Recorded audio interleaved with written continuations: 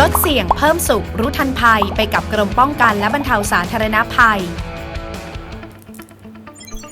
สวัสดีค่ะคุณผู้ชมคะในช่วงหน้าฝนแบบนี้นะคะก็จะมีพายุฝนฟ้าคะนองอยู่บ่อยครั้งค่ะนอกจากเรานะคะจะมีโอกาสได้รับความเสี่ยงจากอันตรายของฟ้าผ่าแล้วนะคะสิ่งปลูกสร้างเองก็มีโอกาสที่จะได้รับความเสียหายจากพายุลมแรงด้วยเช่นกันค่ะดังนั้นในช่วงของลดเสี่ยงเพิ่มสุขรู้ทันภัยกับกรมป้องกันและบรรเทาสาธารณภัยมีคำแนะนำและเคล็ดลับดีๆมาฝากค่ะ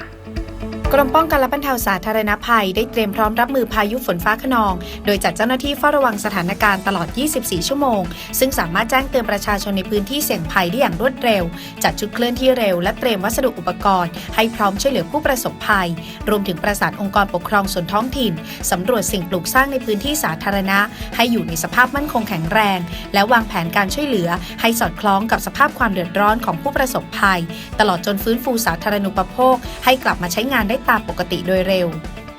เพื่อความปลอดภัยกรมป้องกันและบรรเทาสาธารณภัยขอแนะประชาชนเตรียมพร้อมรับมือพายุฝนฟ้าคะนองโดยติดตามพยากรณ์อากาศและปฏิบัติตามประกาศเตือนภัยตรวจสอบบ้านเรือนและสิ่งปลูกสร้างให้อยู่ในสภาพมั่นคงแข็งแรงตัดแต่งกิ่งไม้ที่เสี่ยงต่อการหักโค่นรวมถึงจัดเก็บสิ่งของที่ปลิวลมได้ไว้ในที่มิดชิดขณะเกิดพายุลมแรงให้หลบในอาคารที่มั่นคงแข็งแรงมีสายล่อฟ้าไม่อยู่ใกล้ต้นไม้และสิ่งปลูกสร้างที่เสี่ยงต่อการล้มทับ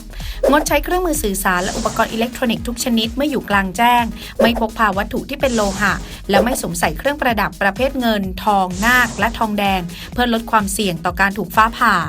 กรณีอยู่ในรถควรจอดรถให้ห่างจากต้นไม้และสิ่งปลูกสร้างที่ไม่แข็งแรงพร้อมปิดประตูและกระจกรถให้สนิทไม่สัมผัสส่วนที่เป็นโลหะเพื่อป้องกันการถูกฟ้าผ่าหลังพายุสงบไม่เข้าใกล้บริเวณที่สายไฟฟ้าขาดหรือเสาไฟฟ้าล้มให้แจ้งหน่วยงานที่เกี่ยวข้องมาปรับปรุงแก้ไขในทันทีเพื่อป้องกันอันตรายจากไฟฟ้าดูด